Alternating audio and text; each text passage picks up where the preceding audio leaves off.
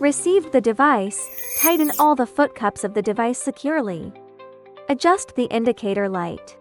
Find the removed segment connector. Align it with the interface, plug it in, and tighten it. Connect the air pump. Connect to power. Turn on the power. Turn on the light source. Click to log in. Enter username. Admin. Initial password. 123. Click Start. Click Running.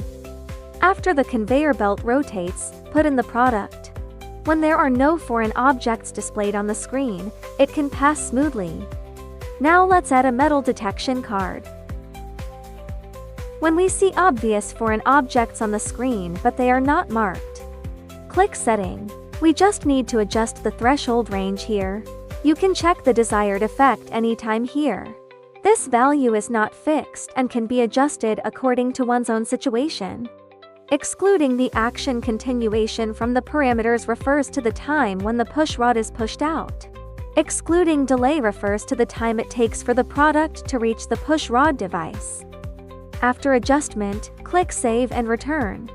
Put in the product, detected, push rod removed. Add ceramic detection card. Detected, push rod removed. Add glass detection card. Detected, push rod removed.